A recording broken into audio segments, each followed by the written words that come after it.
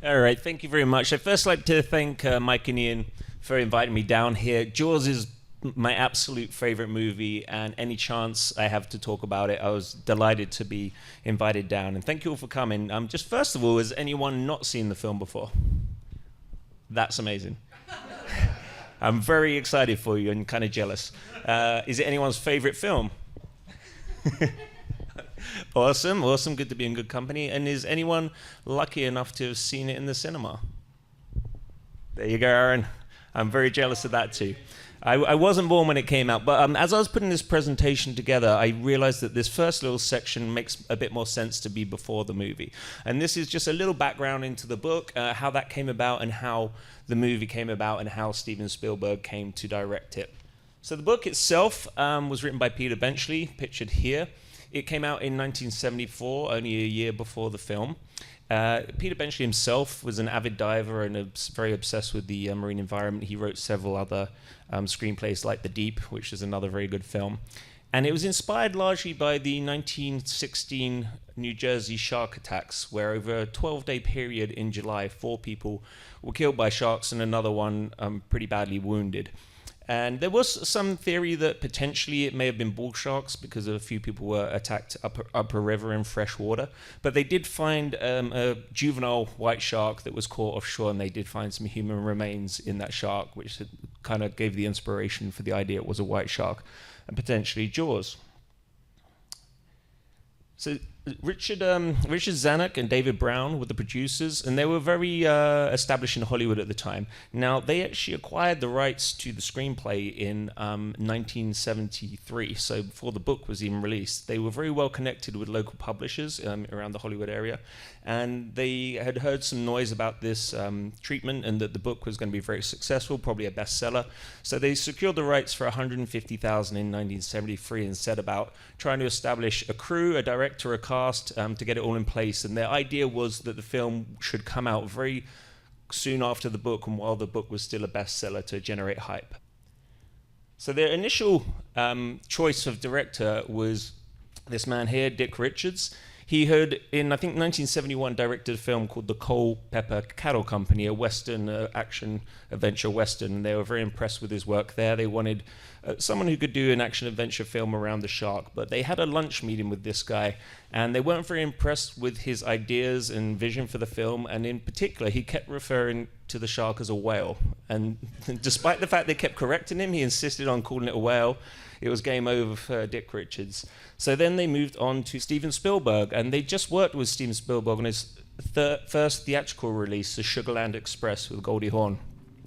And they were very impressed that since it was his first theatrical feature, they had worked quite closely and been very present on set, and they were very impressed with his work on that film. So they turned to him and decided that he was the right guy to direct it, and he was only 26 at the time.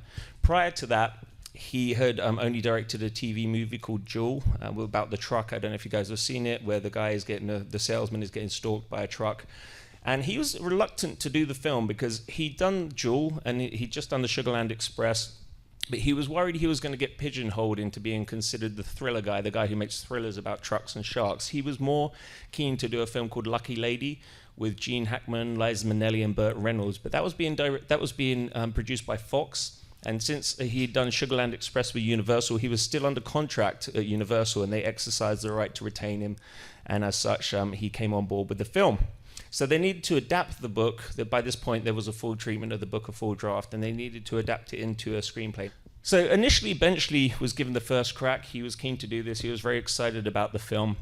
And he wrote 3 drafts of screenplays, but both the producers and Spielberg were not enamored with it. He was a little too close to the project. Spielberg was very keen to streamline the storyline. There were a lot of subplots in the book. For example, Hooper and Brody's wife have an affair, and then that's kind of played out of them being at sea and on the boat, and it's just an interesting subplot. But he didn't want to detract from the camaraderie and the main story, and Benchley was having a hard time giving that up. So they were lucky enough. There was a guy called, gentleman in the middle here is Howard Sackler, and he was a Tony and Pulitzer Prize winning playwright, and he was in town in Hollywood, and he offered to do an uncredited rewrite, which they were a little more happy with, but not fully happy. So they got this guy here, Carl Gottlieb, He also plays the editor of the local paper in the film, but he was doing rewrites and writing the screenplay kind of as they went along. They were very keen to get the film out quickly. So he is responsible for a lot of the final. And the two credited writers of the screenplay are Benchley and Gottlieb. They then had to come up with a cast, and it could have been a very different cast. Charlton Heston was aware of the project, and he was very keen to play Chief Brody. However, the producers and Spielberg both decided that they didn't want to have any household, like really big Hollywood A-listers in the film because they felt it would detract from the storyline. So instead, for the role of Brody, they settled on Roy Scheider. They worked with him on The French Connection, where he played a New York cop, so they thought he was pretty well versed for the role. They briefly considered a young Jeff Bridges for the role of Hooper, but they wanted a more intellectual type, and they settled, next please, on Richard Dreyfuss, and they were very impressed with his role as an intellectual in American Graffiti. Finally, for the role of Quint, they were very keen to get Sterling Hayden. He grew up on the ocean, so they thought he'd be really, good for the role. By this point in his career, he had a very weathered face, and he looked like an old salty dog. And he was very keen to do the film too, but unfortunately, he had unpaid taxes with the U.S. government and was living in exile in Paris. So he was unable to come, and they turned to Robert Shaw, who they'd worked with on. I think what was he in? It was The Sting. They worked with him on The Sting previously, so they turned to Robert Shaw. It's then time to find a location. They scouted up and down the East Coast, and they finally settled on Martha's Vineyard. Martha's Vineyard was ideal because it had the idyllic seaside town and community feel they were trying to go for. But crucially, it had suitable substrate for the mechanical shark that they had envisioned in making. It was very flat and very sandy and about the right depth for the mechanism they were trying to use. And it had some enclosed bays where they could get an unbroken view of the Atlantic Ocean in the background, but still have a little bit of protection for filming purposes. So here's a couple of key sites. Edgerton is what became Amity. This was the town. And where we begin the film at the beach scene, at the skinny dipping beach scene, was down on South Beach in the south there.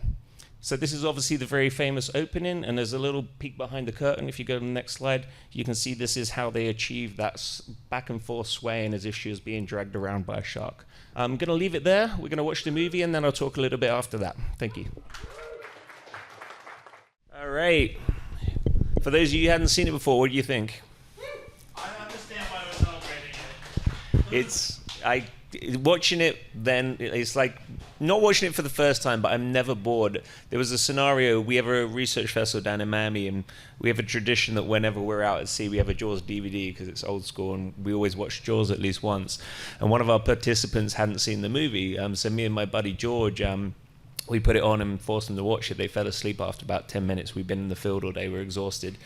So me and George had watched it anyway. We'd seen it 100 times. And the next day, the person's like, "Can we watch Jaws?" Like, "We watched it last night." It's like, "Yeah, but I fell asleep." So we watched it again the next night, and it was just as great. And that's when I really realized it was my favorite movie. So what I'm going to do now, I'm going to talk a little bit about the making of the movie, and then we'll delve into the science a little bit and talk about how scientifically accurate the film is. There's many makings of and accounts. There's a new one coming out on Hulu that I'm really excited about that's going to be released on the 5th of July. But one of the best resources for the making of the movie is the Jaws log, which was authored by Carl Gottlieb, one of the screenwriters for the show. And it actually came out, I think, in the same year. He kind of wrote it very quickly after the making of the movie with Spielberg's blessing. So this is one of the many resources I used to kind of put together this. And we're going to start with the shark itself. Spielberg was very determined to not use miniatures or stop motion or special effects. He really wanted the shark to be the star of the movie and to be very present. And their initial intention was to have someone train a shark. They had seen many films, such as Hitchcock's The Birds, where they train seagulls and crows and Flipper, Gentle Ben. There was a lot of history of animal training and use in movies and television. So they thought, we'll just get someone to train a shark. But they didn't realize that not only you can condition sharks quite easily, but particularly white sharks, they're one of the species that's never really been successfully held in human care. The Monterey aquariums had a few small individuals, but they've never really been able to maintain them for any prolonged period, so nobody was able to do this. they did want to get some real shark footage for the movie, so they turned to these two fantastic Australians, Ron and Valerie Taylor, a married couple. And in 1971, with some colleagues, they made a movie called Blue Water, White Death. And they were the only people who had filmed white sharks in the water. So they asked Ron and Valerie if they'd be able to get some footage, real-life footage of the shark, particularly for the cage scene. The problem they had, though, is that the sharks that occurred in Adelaide, where they were filming, were not as big as Jaws. Jaws was supposed to be, according to Quint, 25 feet. And the sharks there were typically 12, 13 feet. So they said, it's not going to look right. They said, don't worry, this is Hollywood. And they sent them down this terrible model, a miniature cage. And that's Valerie with the two mannequins in the cage. And they quickly realized it wasn't going to look authentic enough. So they found a very small stuntman who was a former jockey, a guy called Carl Rizzo, and claimed to have scuba diving experience. So I think he was exaggerating that. And he sent him down to Adelaide. He ended up being absolutely terrified. The scene in the film where the shark gets tangled in the top of the cage, that was a real shark, and that really happened. And he was supposed to be in the cage, and he was being hesitant because he didn't want to get in the cage. And had he been in the cage, he'd have probably been killed, because they made the cage smaller, and they also made the scuba tank smaller, and they couldn't hold very much air. And every time he got in the water, he'd kind of panic seeing the sharks, and he'd inhale and exhale, and he'd use the air in about 5 minutes. So if if that shark got tangled, it broke away, and the whole thing sank to the bottom, and he probably would have drowned. So it was lucky his hesitance essentially saved him. So what they did, they turned to a special effects maker out of Hollywood, a guy called Bob Matley, and they were very impressed with his work on 20,000 Leagues Under the Sea. He was responsible for making the animatronic giant squid, and they thought that was pretty good. So he and his team, they produced 3 model sharks, and they based the models on a preserved specimen. The preserved specimen was 12.5 feet, and they wanted the sharks to be big, so they simply doubled it, and that's how the shark ended up becoming 25 feet. So this is the skeleton of one of the sharks in preparation.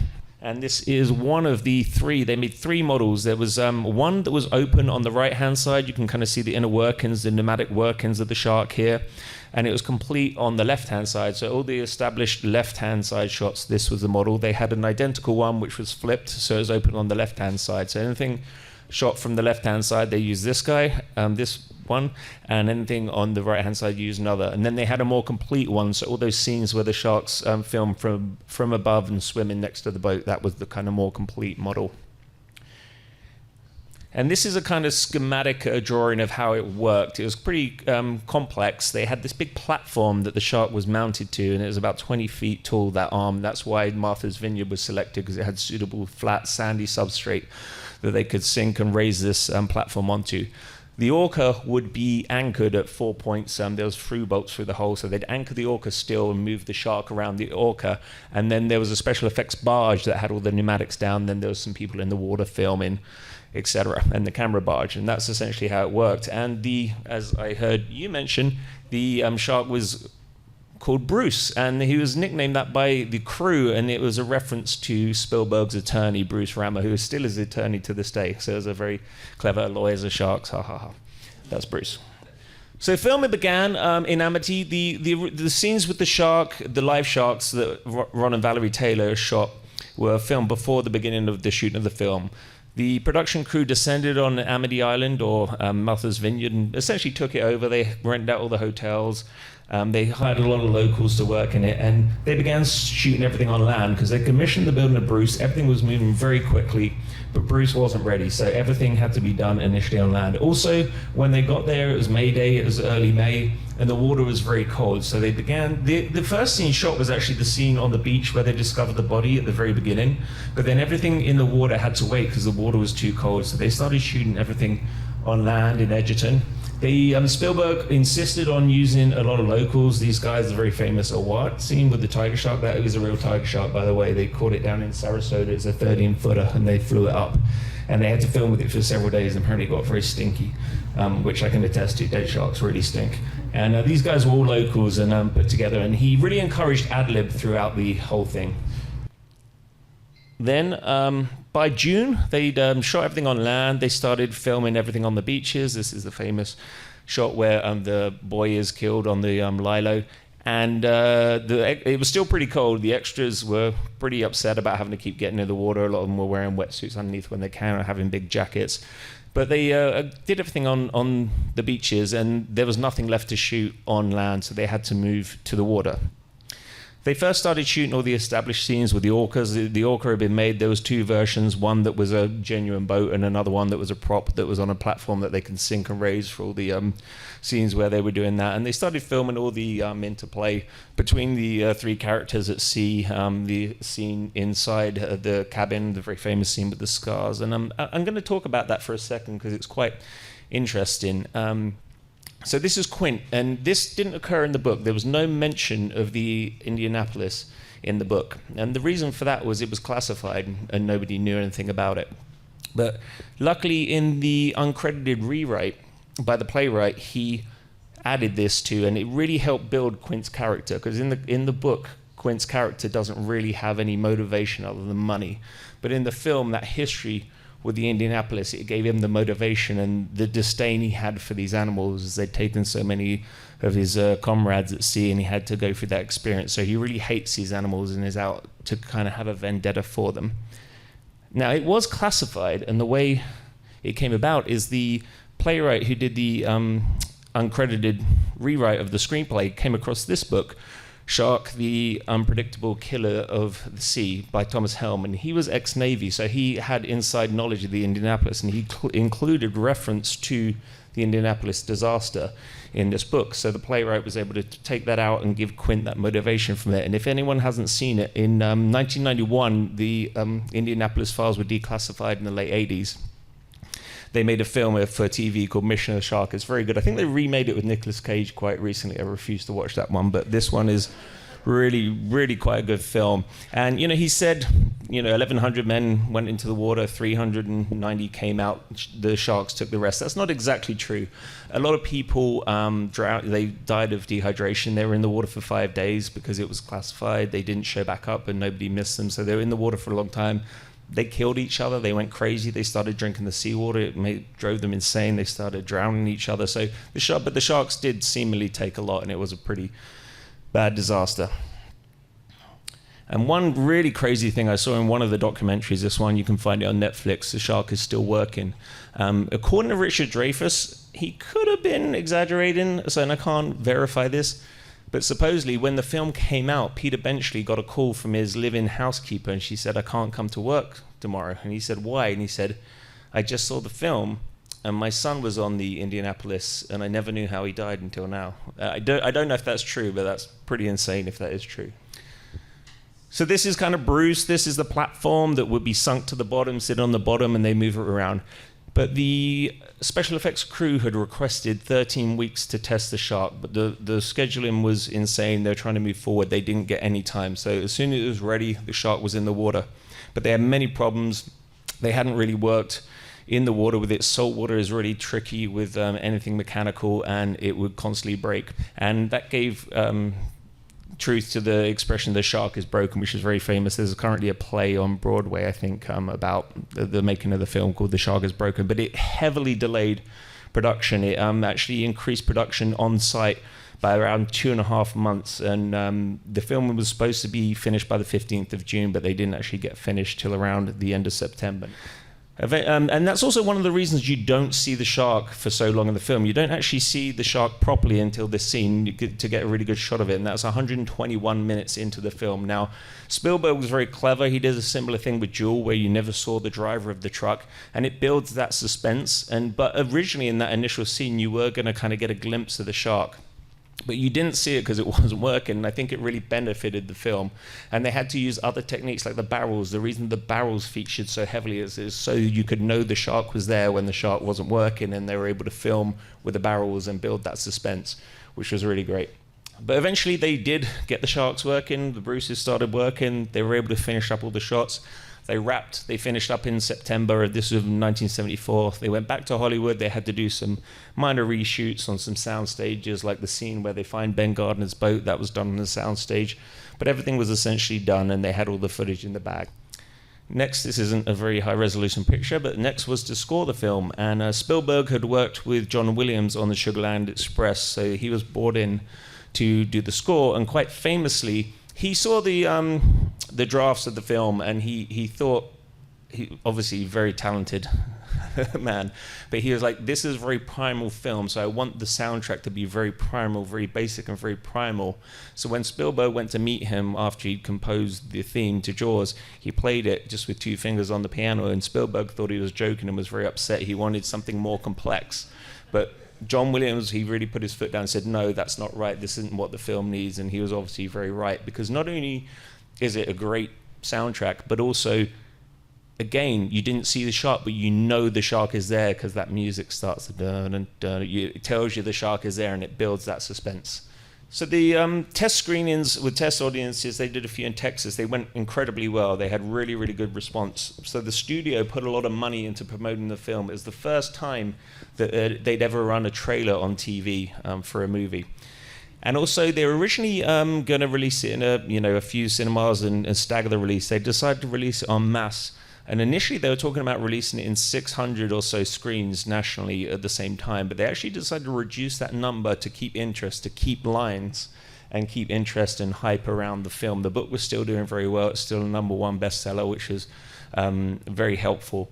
And the mayor of Sandwichtown, Steve Hargreaves, told me yesterday that the expression blockbuster actually came around from Jaws, because they were moving, they would literally have lines going around the block, and I thought that was great. And it really was the first true summer blockbuster. It's at #1 on the box office for 14 weeks, essentially the whole summer. It grossed $260.7 million domestically, and if you account for inflation, that's roughly around $1.5 billion it would have grossed in today's market. And it remained to be the highest grossing film of all time until, does anyone know what beat Jaws? No, it was Star Wars: A New Hope was that knocked it off at the box office, but obviously that was almost 10 years later. It was also the first film that was heavily merchandised, and still, you got Michael here in his Jaws shirt. I still see people walking around the aquarium in Chicago with Jaws shirts, and this image became very iconic. The title slide became very iconic. It was nominated for 4 Oscars: Best Picture, Best Sound, Best Film Editing, Best Original Score. Something's missing here, Best Director. Unbelievably, Spielberg, even though I think the direction is really a big part of what makes that film, was not nominated for Best Director, potentially because of his age. The Academy might have been being a bit snobbish. And it won all but Best Picture. It won Best Sound, Best Editing, Best Film Editing, and Best Original Score. I told Ian before, but does anyone know what won Best Picture that year? It was a good film. I will say it was a good film. It's not as good as Jaws, but it was a very good film. No one? The Godfather? No. One Flew Over the Cuckoo's Nest, which is a very good film, but I do like Jaws better. I'm obviously very biased. All right, so let's talk about the impact that Jaws had on society. It essentially made actually really several generations of people really terrified of sharks, of swimming in the ocean. It made some people afraid of swimming in swimming pools, and that had a pretty negative effect on the perception of sharks, and it really demonized sharks. Before Jaws, sharks really weren't very much on people's radar, unless you really lived by the coast or were like a surfer and had or a fisherman. Sharks really weren't on people's radar, but it really popularized sharks in the mass audience. It had a real world detrimental effect, particularly to white sharks, to all sharks really, but white sharks became a really big trophy fish, and particularly in the Northeast, people would really go after, they'd have charters to go target white sharks. Everyone thought they were super macho, catching these big animals, these really fantastic animals. And there was a paper came out by a colleague of mine that actually demonstrated there was a genetic bottleneck in the Northeast following the release of Jaws, so people really hit them very hard, mainly for sport, not for food. I will say the populations have very much recovered now. It was a combination of protections to white sharks in both the Atlantic and the Pacific in the 1990s, in addition to protection to marine mammals, which is their main prey, that really gave them that food base to allow them to rebound. But it did have a real world impact. But what were some of the positive impacts?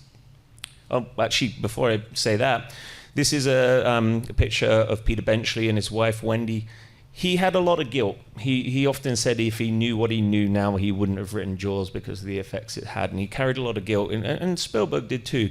And Benchley spent a lot of the latter part of his life traveling around the world advocating for sharks. And he even started the Peter Benchley Ocean Awards that give out awards annually to people doing fantastic things in ocean conservation. Not always sharks, but often related to sharks. Next, please. I truly believe, although Jaws in the short term had a very negative effect on sharks, I truly believe they also in the long term had a positive one. I don't believe there would be any baby shark without Jaws, and if you have kids you might think that would be a good thing. But I often say, even in my lifetime studying sharks, I've been studying sharks for 23 years now, and when I started, I don't think people in Target, I don't think there would have been kids' pajamas with sharks on them, because they were really so demonized, people would not want to associate anything to do with harm and their kids with sharks. But I think now they've just become so popular, and Shark Week came around in the 80s. That was really a direct consequence of Jaws. But beyond that, it really did inspire many shark biologists. Before Jaws, there was only a few people studying sharks. Most people were just studying fish generally and happened to study sharks. But Jaws was very impactful for many shark biologists, including myself. In the film, Hooper talks about how he became to love sharks, how he had a boat and he went out fishing, he hooked a small baby thresher shark which just proceeded to eat his boat. And that's when he became fascinated by sharks. My boss, my old supervisor from my PhD, Dr. Samuel Gruber, pictured here in his early career and in his later career, I asked him how he got into sharks, and he got into sharks before Jaws. He was studying them. He actually looked after the tiger sharks in Thunderball, so he was studying them long before Jaws. But his gateway to being fascinated by sharks is he was out spearfishing. He was studying fish, but he was out spearfishing off the Miami, and as he said, he got menaced by a hammerhead. And from that moment on, he was fascinated by sharks. And here he is later in his career, hand feeding a hammerhead, so he kind of got over that. For me, though, growing up in the UK and London, I didn't have good access to the ocean. I wasn't out on the water every day like Hooper in Cape Cod or Gruber in Miami. So Jaws, for me, was my gateway. You know, I was interested in sharks. I liked sharks, snakes, and dinosaurs. And at the age of about 6, I saw Jaws, and it was sharks from then on. And I was a pretty sensitive child when it came to horror films and monster films.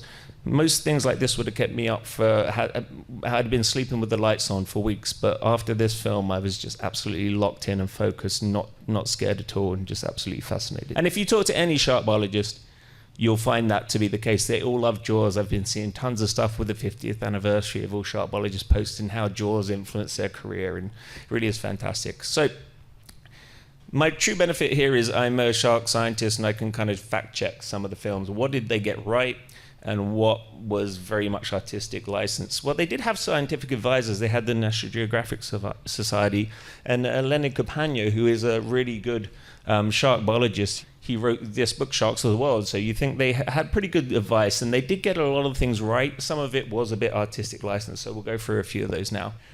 One of the first things is when he's reading the books, after the second attack, he says to Ellen, people don't even know how old sharks are. I mean, if they live 2,000, 3,000 years, they don't know. Now, they might not have had a really good idea on shark ages back then, but they had some idea, and that's a little bit fanciful. So white sharks they found, including some work done right here at Glare at the University of Windsor by Aaron, who was here, the guy who had seen the film in the cinema.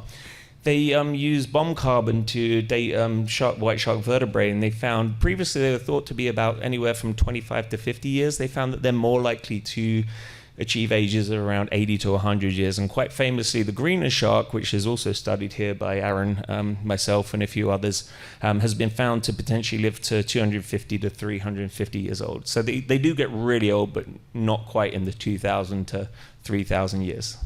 Then the autopsy. This is real shark biologists and nerds. They love this part of the film because it's kind of where they did mess up. I think I will put this down a little bit to ad-libbing, and because obviously they had Compania, but I think they got a really good take and they wanted to use it, and they were willing to have the inaccuracies. So Hooper says the wounds indicates the non-frenzied feeding of a large squalus, possibly Longomanus or Azuris glaucus.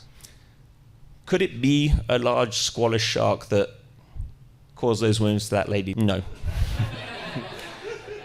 Squalor sharks are dogfish. The biggest species is this species. This isn't an adult, but this is a spiny dogfish, and they reach a maximum size of 1.25 meters. They don't have the size nor the teeth structure to cause that kind of damage. Longomanus. So what's a longomanus? Carcharodonus, not Squalus longomanus. It's a very common, the largest family of sharks, the Carcharodoniforms. Could a Carcharodonus longomanus potentially cause those wounds? Yeah, they're pretty badass. This Carcharodonus longomanus is the oceanic whitetip. In the monologue by Quint, he says the first shark they saw was a tiger shark, very possible in the open ocean, but most likely in Indianapolis. This species was probably responsible for the majority of those fatalities. And they're pretty big. They get to a maximum size of 4 meters, so it is quite believable that it could have caused those wounds. Azurus glaucus. Well, this is a bit of a mashup. There's no such thing as Azurus glaucus. Azurus is the mako sharks. The most common being the short fin mako, the fastest shark of all, can reach speeds estimated around 60 miles an hour. Could this have done that? Yeah, these are pretty badass too. They're quite closely related to the white sharks. They're more fish eaters, so they have more spindly teeth rather than those big kind of wedge triangle teeth. But they get pretty big. They can reach sizes of around 4.5 meters, so it's quite feasible that this could have created those wounds. Azurus, and then we'll take the second part, the glaucus. There's no species called glaucus. The only one slightly similar is glauca, with Prianus glauca, which is the blue shark. Very common in the open ocean. Potentially could have got involved in the Indianapolis as well. They're incredibly abundant in the open ocean. They do reach 4 meters in size, but they're quite a slender shark with quite a small mouth. So although they can bite and they have bitten people, it's unlikely they'd be able to cause those wounds. Next one is the digestive system. This is a quote from the film at the scene with the tiger shark on the dock. What? The digestive system of this animal is very slow. Let's cut it open, and whatever is eaten in the last 24 hours is bound to still be in there. And then we'll be sure. Is the digestive system very slow? Incredibly so. This is a very famous case from the 1912, famous to shark biologists, case from the 1920s. A fisherman off of New South Wales in Australia caught a tiger shark, and he dragged it back to shore where it was placed in a holding tank at the Coogee Aquarium, which doesn't exist anymore, but it was on the coast of New South Wales, just south of Sydney. After it had been in there for about 2 weeks, it regurgitated a human arm in front of a load of kids. It was quite the ordeal.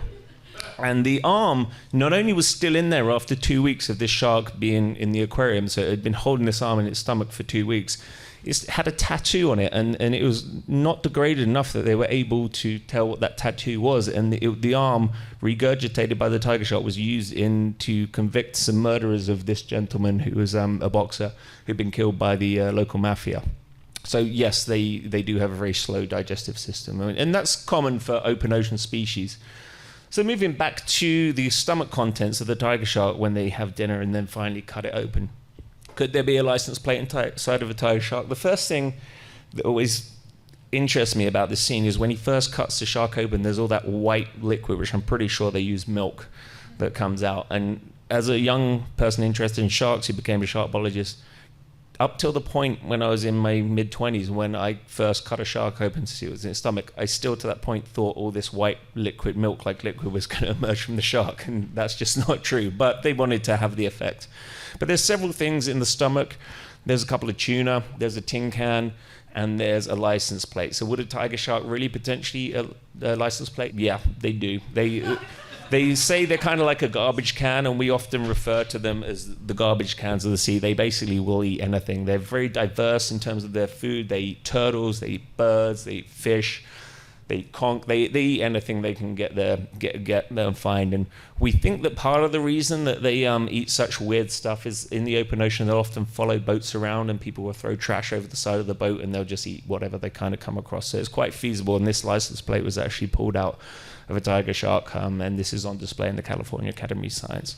So the last thing I'll get into is the size. It's a pretty big animal. Cooper says it's a 20-footer. In the book, it was a 20-footer. Bruce, the model, was 25 feet because they simply doubled the size of the specimen and made it 25 feet. Got 3 tons on him. So could that be feasible for a real living white shark? Well, the largest confirmed white shark was caught here in Canada, Prince Edward Island, in 1988, and it was a 6.1 meter, 20 foot, so the size of the shark in the book, female. This is a picture of it here being strung up by a digger. And this is the largest confirmed because it was verified by a true body, being the Canadian Shark Research Centre. It's not the largest supposedly caught. Next slide, please. This isn't the largest, but this is one of the largest. It was caught off of Kangaroo Island in 1987 by this gentleman.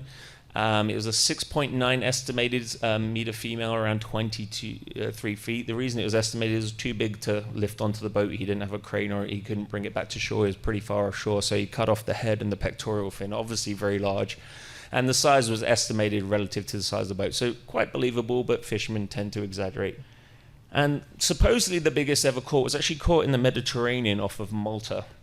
This individual was also caught in 1987 and was a 7.13 meter female, so 23.4 feet. So there's never been a shark caught again. It was not formally measured, which is why it's not considered the largest confirmed. So it's quite feasible. It's very unlikely that we've caught the largest and measured the largest white shark, and there's been accounts of individuals out there relative to people's boats that are supposedly a fair bit bigger. So it's very quite feasible. But if you notice, all three of these large individuals were female. So sharks, they're pretty similar looking, males and females, but on the upper ends, the males stop growing and the females kind of continue to grow, and that gives them a bit more capacity for reproduction. So when you, of any species, typically the very largest individuals are female, and in the film, it's a male. And Bruce was a male, so that's the claspers. This is how we tell male sharks from female sharks. They have claspers, it's their reproductive organ, and they're external, like most fish. Their reproductive organs are internal, but for sharks they're external, so we can very easily tell if they're male and female. Now, I don't know why they decided to make the one in the movie and the book a male. Maybe they were trying to be consistent with the book. Maybe it was more sinister being a male. Men are bastards, so maybe that's why they did it. Or possibly in the original footage collected by Ron and Valerie Taylor, it's very grainy, but this is the clasp. So you see the clasper on Bruce, and this is the clasper that shark's rolling around the cage. So maybe they were trying to keep it consistent with the early footage, which was shot before they built the model. So I'm going to wrap it up there. It was 50 years, 50 fantastic years of the best movie ever made. Jaws, watching it there, obviously it's a little bit dated. They didn't have the technology back in the 70s, in 75, to make the sharks super realistic. You can kind of tell it's a fake shark, but I think it's pretty good. And having that real model, I still think beats having stop motion or what would now be CGI. And it's still very relevant and still regularly referred to in pop culture. This is from the recent election. And that's it. If we have time, I'll happily take a couple of questions, but thank you for letting me share that.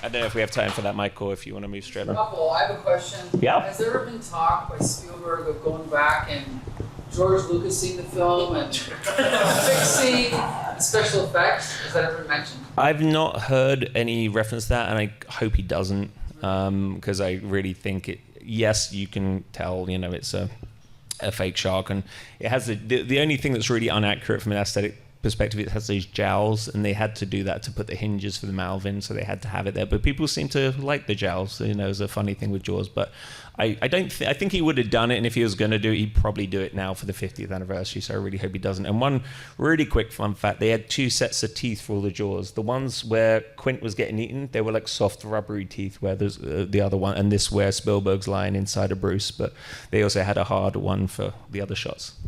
Nicole? So the ship that got hung up, it didn't look like it had any teeth. Did they drop them, or were they removed when they shipped them in, or like?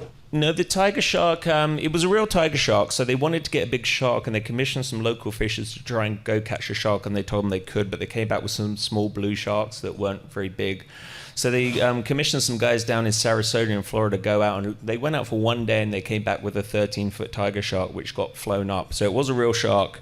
The teeth, it varies by species, but when sharks are just swimming around, there are a few exceptions, like the mako shark with their teeth, and sand tigers that you'll often see in aquariums that you can see their teeth. But their teeth are normally protected by their gums and not really that visible. And it's really, they have the ability to extend their jaw forward and really expose their teeth. But most of the time when sharks like tigers, white sharks even, when you see a white shark regularly swimming around, you can't really see the teeth that well. First off, thank you again for making time to come out talking to Oh, my us. pleasure. Wondering if you've seen any of the sequels to Jaws, and if so, if they're worth the time, or should we quit while we're ahead? I wish they hadn't made any sequels. If you're gonna watch any, Jaws 2 is the closest to. It's half decent. Jaws 2 is half decent. Jaws 3D with Dennis Quaid, no. The shark in that one's meant to be like 30 feet, terrible. And then there's Jaws 4, which is based in the Bahamas. Michael Caine's in that film. He highlights it as the low point of his career. And he did The Swarm, so that's saying quite a lot. But yeah, they're not very good. They're worth it if you really love it. They're worth a watch. They're kind of funny. The second one's okay, but yeah, the first one is by far the best. All right. Well, again, thanks for giving me this platform to gush about my favorite film. I really appreciate it. Thank you so much, Steve, for coming out from Chicago. Thank you, everybody that came out. All right, we really appreciate it.